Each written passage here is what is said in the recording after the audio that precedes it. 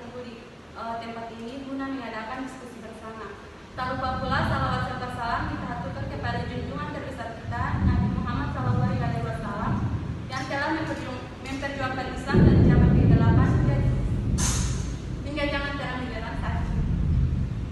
Oke, langsung saja. Saya sebagai moderator atas nama Vivi Gairia dan di samping kiri saya Firman Musyogi, Radon Yodi Abadi, saya Catherine Doan, Saya Liani Rusdi, saya Masina Pada, saya Nina Ayu. saya Kevin Mali. Saya Erwina Karim. Nah, itulah nama-nama dari kelompok kami. Di sini materi kami dengan judul Kerangka Dasar Penyusunan Penyajian Laporan Keuangan. Langsung saja saya berikan kepada pemateri pertama. saya hanya ingin menjelaskan tentang tujuan dari laporan keuangan. Tujuan dari laporan keuangan adalah untuk menyediakan informasi yang menyangkut tentang posisi keuangan, kinerja, serta perubahan posisi keuangan dalam suatu perusahaan yang bermanfaat bagi sejumlah besar pemakai dalam pengambilan keputusan ekonomi. Akan tetapi, tujuan dari laporan keuangan secara khusus adalah untuk menyajikan posisi keuangan, hasil usaha, dan perubahan posisi keuangan lainnya secara wajib, serta sesuai dengan prinsip-prinsip akuntansi yang berlaku secara umum. Selanjutnya, asumsi dasar. Di sini asumsi dasar terbagi atas dua, dasar akrual dan kelangsungan usaha. Nah, yang saya mau jelaskan di sini yaitu dasar akrual. Dasar akrual yaitu laporan keuangan yang disusun atas dasar akrual memberikan informasi kepada pemakai, tidak hanya transaksi masa lalu yang melibatkan penerimaan dan pembayaran kas, tetapi juga kewajiban pembayaran kas di masa depan serta sumber daya yang mempresentasikan kas yang akan diterima di masa yang akan datang. Nah, oleh karena itu, laporan keuangan menyediakan jenis informasi, transaksi masa lalu, dan peristiwa lainnya yang paling berguna bagi pemakai dan pengambilan keputusan ekonomi. Terima kasih atas kesempatannya. Langsung saja asumsi dasar. Nah, asumsi dasar ini terdapat 2 poin atau 2 bagian. Untuk poin pertama, dasar akrual, dan poin kedua, kelangsungan usaha. Untuk poin pertama, dasar akrual ini sudah dijelaskan oleh pemateri kedua. Saya lanjut dengan poin kedua, yaitu kelangsungan usaha, di mana laporan keuangan ini biasanya disusun atas dasar asumsi kelangsungan usaha suatu perusahaan dan akan melanjutkan usahanya di masa sekarang, masa depan, dan masa yang akan datang. Oleh karena itu, perusahaan ini diasumsikan tidak bermaksud atau berkeinginan melikuidasi dan mengurangi secara material skala suatu perusahaan. Jika maksud tersebut atau keinginan tersebut timbul, maka laporan keuangan ini mungkin harus disusun dengan dasar yang berbeda. Dan dasar yang digunakan ini harus diungkapkan secara publik. Terima kasih. Karakteristik kualitatif laporan keuangan. Laporan keuangan terdapat 4 karakteristik kualitatif, yaitu yang pertama, dapat dipahami, relevan, keandalan, dan dapat dibandingkan.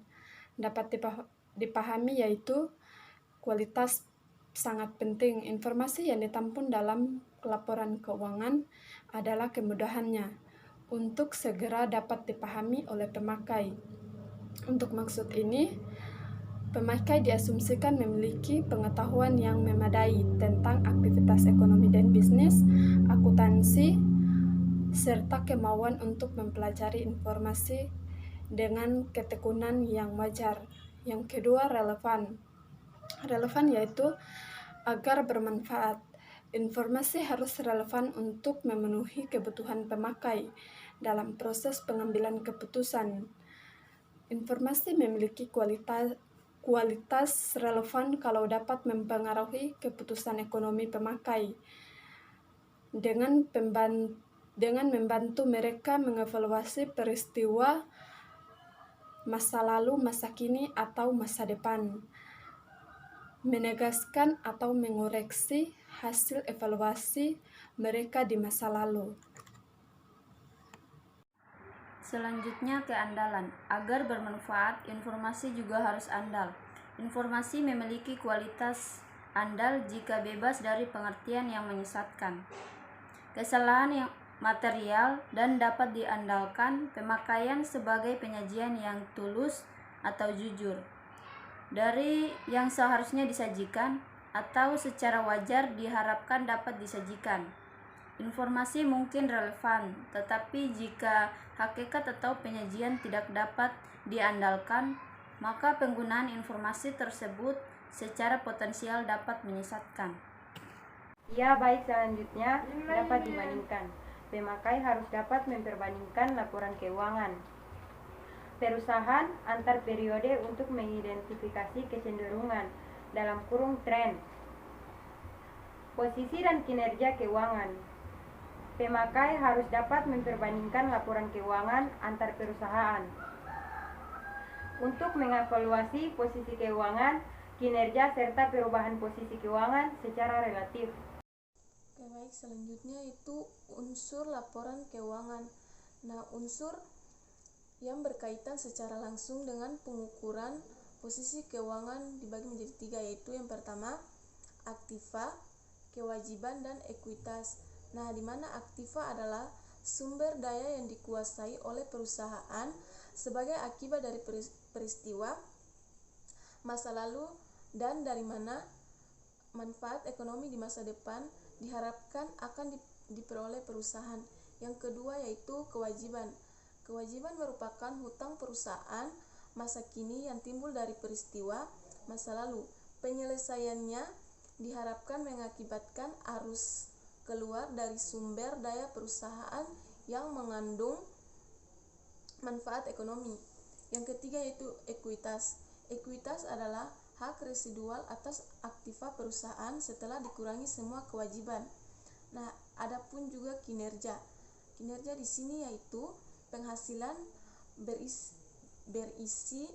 bersih atau laba, sering kali digunakan sebagai ukuran kinerja atau sebagai dasar bagi ukuran yang lain seperti imbalan investasi atau penghasilan per saham.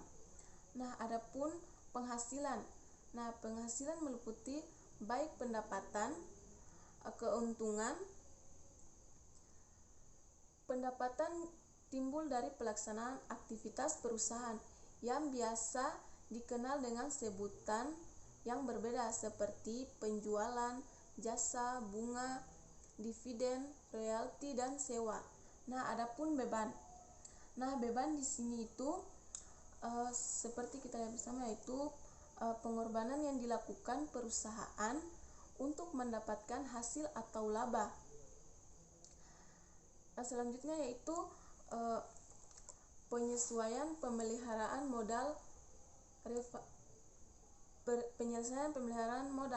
yang di sini disebut dengan revaluasi atau penyataan kembali aktiva dan kewajiban, menimbulkan kenaikan atau penurunan ekuitas. Meskipun memenuhi definisi penghasilan dan beban, menurut konsep pemeliharaan modal tertentu, kenaikan dan penurunan ini tidak dimasukkan dalam laporan laba rugi. Selanjutnya, pengakuan unsur laporan keuangan. Pengakuan atau recognition merupakan proses pembentukan suatu pos yang memenuhi definisi unsur serta kriteria pengakuan yang dikemukakan dalam paragraf neraca atau laporan laba rugi yang terdiri atas 6. Yang pertama, probabilitas manfaat ekonomi masa depan. Yang kedua, keandalan pengukuran. Yang ketiga, pengakuan aktiva. Yang keempat, pengakuan kewajiban. Yang kelima, pengakuan penghasilan. Dan yang terakhir, pengakuan beban. Pertama, probabilitas manfaat ekonomi masa depan. Dalam kriteria pengakuan penghasilan, konsep probabilitas digunakan dalam pengertian derajat ketidakpastian bahwa manfaat ekonomi masa depan yang berkaitan dengan pos tersebut akan mengalir dari atau ke dalam perusahaan. Dan yang kedua, keandalan pengukuran. Kriteria pengakuan suatu pos yang kedua adalah ada tidaknya biaya atau nilai yang dapat diukur dengan tingkat keadaan tertentu. Yang ketiga, pengakuan aktiva. Aktiva tidak diakui dalam neraca atau pengeluaran telah terjadi dan manfaat ekonominya dipandang tidak mungkin mengalir ke dalam perusahaan setelah periode akuntansi berjalan. Sebagai alternatif, transaksi semacam itu menimbulkan pengakuan beban dan laporan laba rugi. Yang keempat, pengakuan kewajiban. Kewajiban diakui dalam neraca kalau besar kemungkinan bahwa pengeluaran sumber daya yang mengandung manfaat ekonomi akan dilakukan untuk menyelesaikan kewajiban atau obligation sekarang dan jumlah yang harus dijelaskan dapat diukur dengan andal. Yang kelima, pengakuan penghasilan. Penghasilan diakui dalam laporan laba rugi kalau kenaikan manfaat ekonomi di masa depan yang berkaitan dengan peningkatan aktiva atau penurunan kewajiban telah terjadi dan dapat diukur dengan andal. Dan yang keenam, pengakuan beban. Beban diakui dalam laporan laba rugi kalau penurunan manfaat ekonomi masa depan yang berkaitan dengan penurunan aktiva atau peningkatan kewajiban telah terjadi dan dapat diukur dengan handal. Selanjutnya, pengukuran unsur laporan keuangan, konsep modal, dan pemeliharaan modal. Konsep modal keuangan dianut oleh sebagian besar perusahaan dalam penyusunan laporan keuangan. Menurut konsep modal keuangan, seperti uang atau daya beli yang diinvestasikan, modal adalah sinonim dengan aktiva bersih atau ekuitas perusahaan. Menurut konsep modal fisik seperti kemampuan usaha, modal dipandang sebagai kapasitas produktif perusahaan yang didasarkan pada misalnya unit output per hari. Konsep pemeliharaan modal penetapan laba. Konsep pemeliharaan modal berkepentingan dengan bagaimana perusahaan mendefinisikan modal yang ingin dipelihara, dipertahankan. Konsep ini mengaitkan konsep modal dengan konsep laba karena memberikan dasar rujukan untuk mengukur laba. Konsep ini juga merupakan persyaratan untuk membedakan antara imbalan modal perusahaan return capital dan mengambil modal return on capital. Hanya arus masuk aktiva yang melebihi jumlah yang dibutuhkan untuk memelihara modal dapat dianggap laba dan karenanya merupakan imbalan modal.